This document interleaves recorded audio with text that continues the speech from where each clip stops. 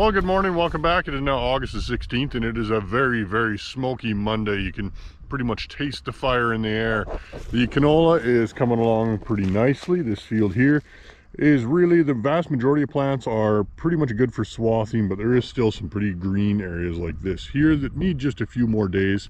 And so we are going to give it a couple more days, probably swath it later in the week, especially if we get some rain. We'll make that a lot easier. So let's go see what else is going on this week. Well, the irrigated barley is getting combined today. It looks like it's yielding pretty good, and the balers aren't too far behind the combines. Straw is going to be worth a pretty penny this year. Well, here's where cover crop is coming up. This is reseeded into some silage ground, and this is oats plus a rape seed designed for forage. So we'll see how this looks later on. Oh, here's a couple canola plants I just pulled out of this irrigated stand of DeKalb here, and you can see this one on the left is way more mature than the one on the right. And when you come down to the roots, you can see this one here has blackleg and is affected by it quite severely, whereas this one here looks like it has it, but it doesn't look nearly as bad. So this is probably a much lower severity, but that's why when you're looking at a crop like this, you can see, you know, the odd plant here and there that is very mature. So let's cut her open, take a look. You can see that root is pretty much completely done for. It is completely a 5 out of 5 for severity. It is absolutely gone. This one here, let's take a look here. As you can see, we still have some healthy white tissue. So we're probably at a 3 or a 4 out of 5 for severity.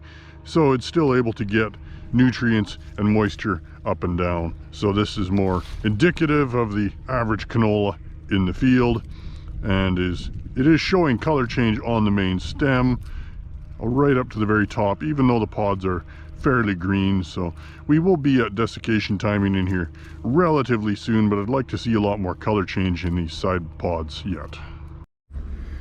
Well, this big interesting looking weed, if you've never seen this one before, you allergy sufferers beware. This one is false ragweed, and it does create a copious amount of pollen. It looks somewhat like pigweed, but it usually tends to get quite dramatically large, and it has these leaves with serrated edges on them here.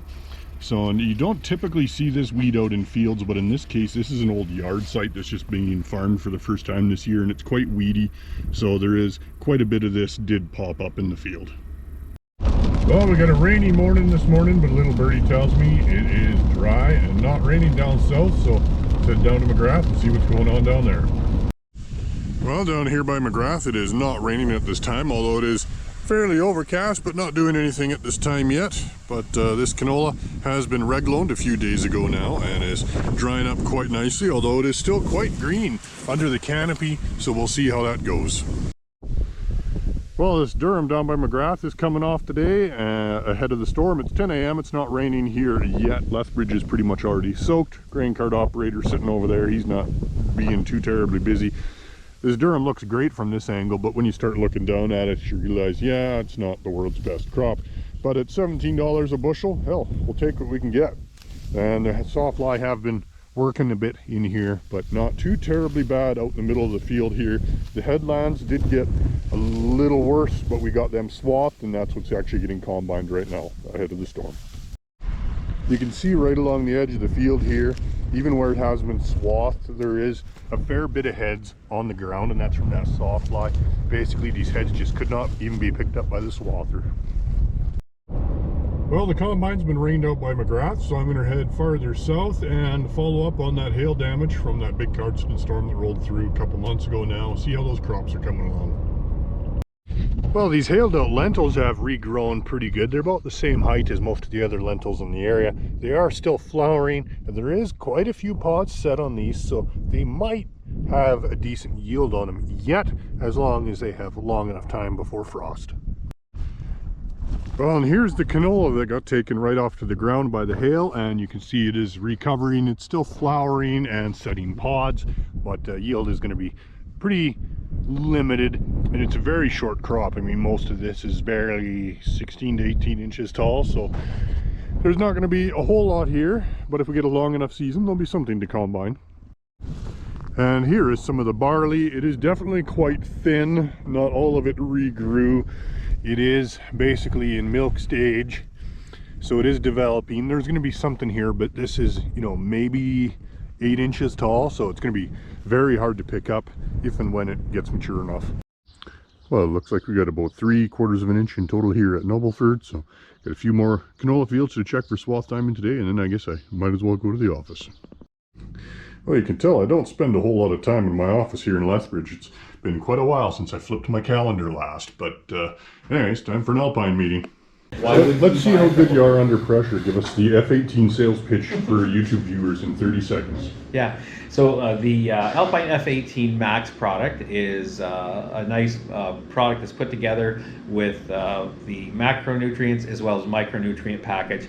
It has fulvic acids as well as surfactants to help carry the product into the plants. It gives the plants the boost of having the 1% manganese and 1% zinc what plants require. And on top of that, it has a copper and boron analysis in it as well. So it really acts as a safener for the plants that you're spraying, and it helps them recover very quickly from a herbicide timing. Perfect. Almost exactly 30 seconds. Well, FMC is putting in a new precision pack machine for us for the potential to be using Authority Dry. And here's our dry Authority. This is how it comes to us, and then we can dispense it by the acre. We do still have some Reglone and Desica in stock if you're looking for some. Limited supplies at this point, but the season for it is getting to be pretty much done anyways. Well, back to taking a look at canola fields. This is one of the new varieties. This is CP21T3P from Winfield United, and it's looking pretty good. I'm standing in a bit of a green spot here right now, and we are at about, 50% color change in this spot. Even though the pods look quite green, there is some pretty good color change going on in there. But you can see we do have some spots in the field that are quite a bit more colored. So it's a good time as any to start taking it down in wet weather like this. You're certainly not combining right now, so you might as well swath when you can. Well, there's a good one for you. This grain cart managed to snap an axle late on Monday, and looks to be a total write-off because, of course, it was full when she went over. So let's take a look. Yeah, looks like she snapped off pretty good down in there.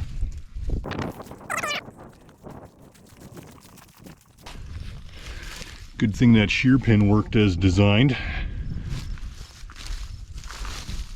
See, the PTO shaft is a bit worse for the wear there.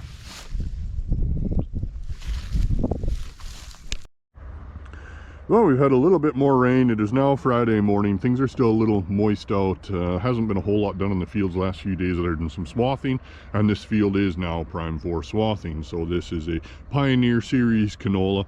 It is somewhat straight cut tolerant, but we are going to swath it, and you can see we got some pretty good seed color change in here now. A few patches like this, we are seeing some pretty good maturity in here. So now that it's moist, it's going to hold up pretty well going through the swather. It's not going to shell out too easily or anything, and we'll be able to get it down without any real losses. So now's a good time to go.